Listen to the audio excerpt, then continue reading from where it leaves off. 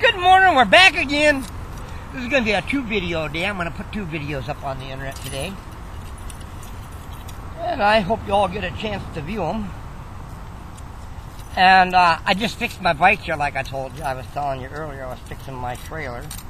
I didn't really fix it, I just sort of patched it up. Great big Band-Aid. See this thing? It's a nylon strap, it's a Band-Aid. Yeah. You wouldn't want to be riding one of my bikes. My bikes are always, when other people try to ride my bikes, it's all, they're like walking, they're all wobbling all over the place. They're like, oh man, how do you do this? You know, how do you get on it and ride, man? You gotta use your head when you're riding. Riding's great though, I love riding. You know, I've ridden all over the country. I started in Boston. I rode from Boston to Seattle. I took the ADD route. 8,900 miles from Boston to Seattle if you take the ADD route.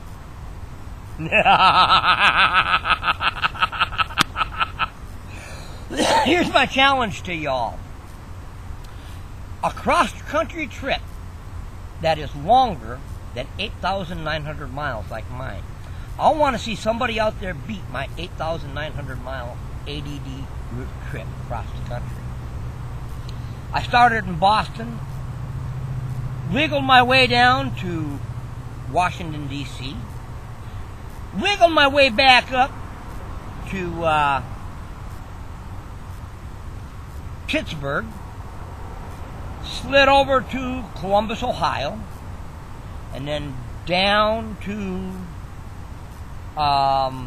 sort of at an angle down through Indianapolis, down through what other states were there? Oh, Oklahoma, across Missouri, into Oklahoma.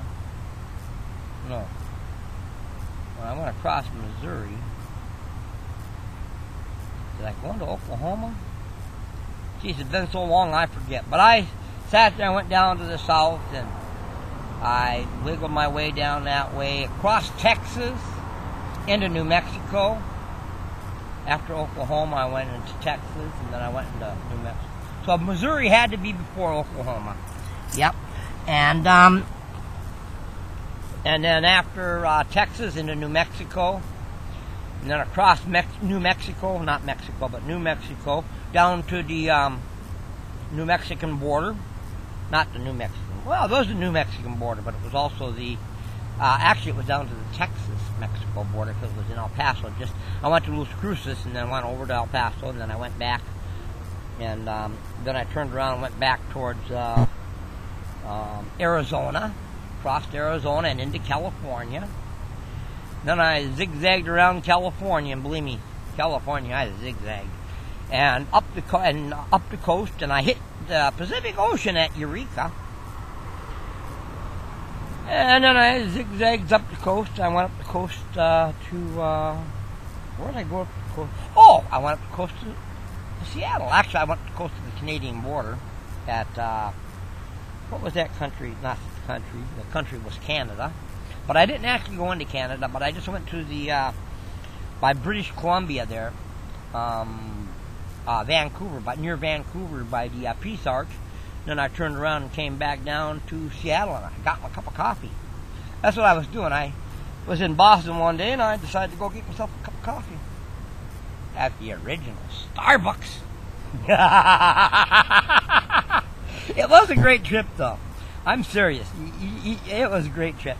You know, when I was traveling across the country, it was great because I've been across the country, I don't know how many times, many and many and many a times, dozens of times. And I've taken the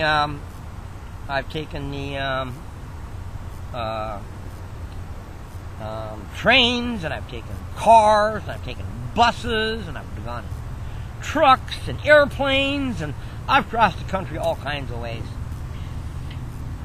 But I never seen, in all of those trips put together, I never seen as much as I did on that one trip on the bike. I mean, it's great, because see, when you're going in a car, you're driving down the road 60 miles an hour, and historical marker, you know? But I wonder what it is. Oh, there it is. Oh, damn, I didn't catch it. You're going 60 miles an hour. When you're in an airplane, you're going 500 miles an hour.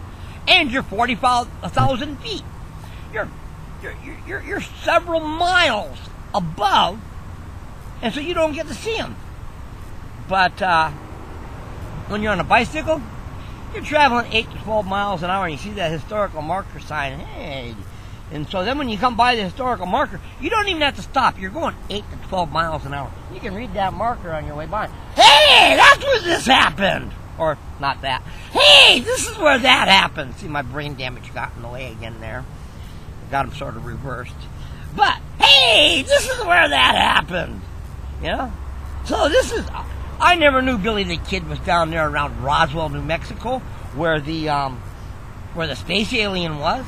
Roswell is great, man. All their streetlights are made up like alien heads. They have it's shaped sort of like an alien head, and then they got 2 black eyes pasted on them. It was great. I loved it. Everything in town's about aliens. You know? Let me see. Oh, but it was all kinds of great things. And then when you remember all those things, like, you know, hey, this is where that happened. You remember, yeah, I learned that in 9th grade. History class. Oh, remember that girl that used to sit in front? She used to wear those blouses all the time, and you could actually see her bra strap through them. Oh, she was so sexy. I'd tell you her name, but if she found out I thought she was sexy, she'd sue me or something like that for saying so on this. But she was tall and skinny. I love tall, skinny women. You can climb them like a flagpole. Okay. Naughty bad boy. All you girls have a chance to got the right to give me a slap in the face or something like that for being such a sexist pervert here.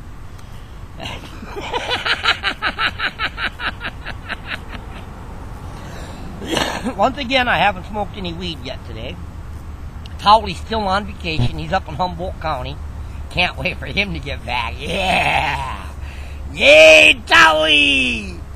Make sure you get the good stuff up there. Don't go to that guy that runs that stupid farm where he just throws the stuff on the ground and waits for 4 months.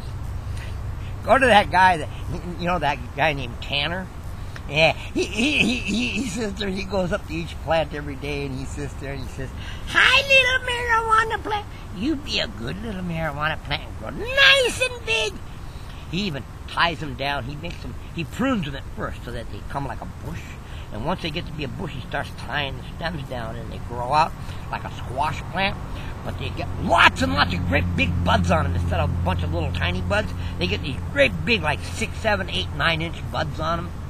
And oh man, yeah, he covers them he makes these little they're like tents, but they're just like the shape of an A.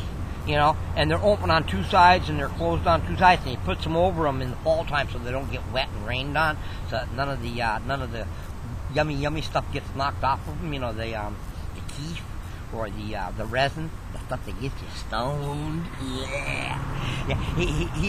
He does a great job, man. I tell you, that guy gets some of the best ganja I've ever smoked. I'm serious. Well, second best ganja I ever smoked. Believe it or not, it was in prison.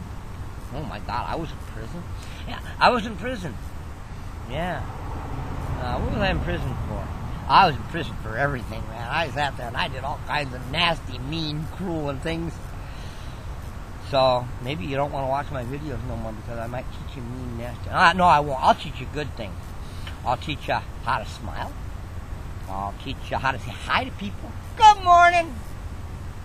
Nobody's out here to say good morning right now. We're on the bike trail between Marina and Sand City, Marina and Sand City. But it's a nice little bike trail. It's 5 miles exactly. Real nice bike trail. I like it. Not too hilly. It's in the sand dunes, and so it's got ups and down, but nothing like, climbing for 14 miles like I was on the Oregon border there going up Mount Ashland.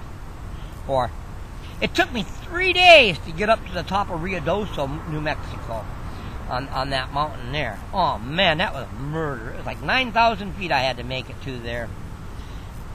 I remember one day I went from Mount Shasta. I went from Mount Shasta City up to Panther Meadows. About 3,000 feet at Mount Shasta City to on the top of Panther Meadows. It was like between 8,000 and 9,000 feet. And it took me over a day and a half to do 14 miles. And then the ranger told me, no, you can't be up here with a bicycle, man. You gotta get back over there and only be on that road. You can't be on these here trails. And so I got myself back onto the road, and 14 miles down to going downhill to Mount Shasta City. It didn't even take me 25 minutes. What a trip. What a trip. I was riding the Nishiki then at that time. The Nishiki Richard Cunningham Cascadia. It was a Nishiki mountain bike. Tough bike. I love that bike. Chrome ollie. All my bikes have been chrome ollie. I will not own an aluminum bike. If I want a lightweight bike, I'm going to go for the carbon fiber. Not the aluminum, or titanium maybe, but not aluminum. Aluminum is not that much lighter because you got to use so much more aluminum, you know, that it's not that much lighter than the chrome ollie. And when you break the aluminum, you can't get it reasonably fixed, welded, and it breaks really easy as compared to the chrome ollie. So I'm back to my sponsor again. Surly. But other good bikes are also the Salsa. Salsa makes good bikes. They also make great rims. I got Salsa Gordos on here right now. I've had them here for about 2 years, and it's the longest lasting set of rims I've ever had. So Salsa makes a good bike and a great rim. And Soma, another great bike. All three of these companies still make chrome ollie bikes, you know, not like Specialized and Trek. Although Specialized makes a great tire. The Specialized Armadillo. I love them. I use them all the time. I tried the Trek knockoff on. They have a knockoff on the Specialized Flax Jacket. And I tried that once. Big boo-boo. It was only, it was less than $20 for the tire. I think it was like a $14 tire. Guess what? I got $14. Yep. They lasted me 3 weeks. These here last me 3 months at least. 3,000, 4,000 miles with all my weight, which is pretty good. Oops, we're running out of time here again. The marathon lasted me for a while. Not quite as long as the Schwabel marathons. I used those a couple of times.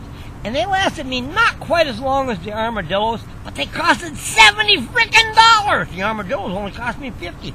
I get more mileage and a better deal with the Armadillos. And the Armadillos are I call it bulletproof.